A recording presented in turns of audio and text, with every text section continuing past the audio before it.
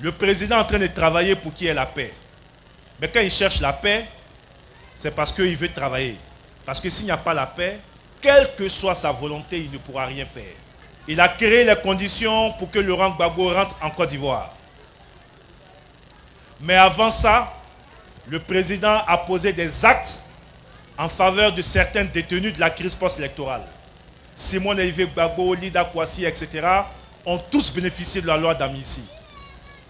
Blé Goudé Charles est en train de faire son passeport.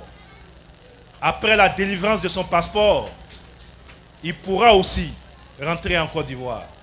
Mais tous ces actes que le président fait doivent être appréciés à leur juste valeur. Certains pensent qu'il le fait par faiblesse. On a même des militants et des partisans qui ne comprennent pas qu'après tout ce qu'ils ont subi, le président puisse poser de tels actes. Mais il le fait parce qu'il pense que c'est fondamentalement bon et important pour son pays. Le dialogue a toujours été de mise en Côte d'Ivoire. Et ça me permet de lever des équivoques. Lorsque, avec Big Togo, nous avons fait une conférence, nous avons dit que nous étions d'accord pour le dialogue, puisque le dialogue, depuis que le président Ouattara est là, le dialogue politique a toujours été de mise.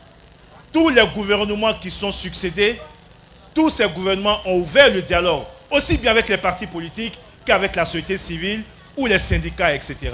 Rappelez-vous du Premier ministre Aoussou Jano, qui avait initié le dialogue politique, et tous les premiers ministres, jusqu'à Patrick Hachi, sur toutes les questions d'intérêt national, le président a instruit le gouvernement pour qu'il y ait dialogue. Et c'est ce dialogue qui nous a permis de faire des avancées que je vous ai citées. Certains ont parlé de dialogue national. Ce que nous disons, c'est qu'il ne faut pas qu'on trompe les populations. Dialogue politique n'est pas dialogue national. Dialogue politique, c'est la prédisposition à dialoguer avec toutes les forces vives sur les questions d'intérêt national et notamment les questions politiques. Et ça, le président le fait et ça va continuer.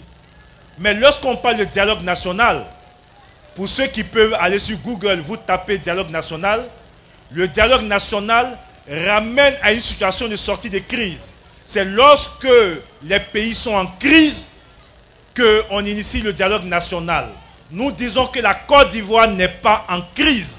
Et c'est parce que la Côte d'Ivoire n'est pas en crise que nous disons que oui, le dialogue politique va continuer.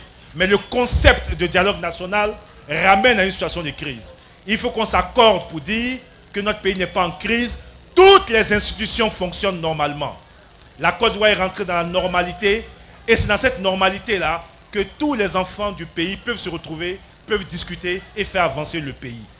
Donc nous devons encourager, accompagner le chef de l'État dans ses œuvres de consolidation de la cohésion sociale.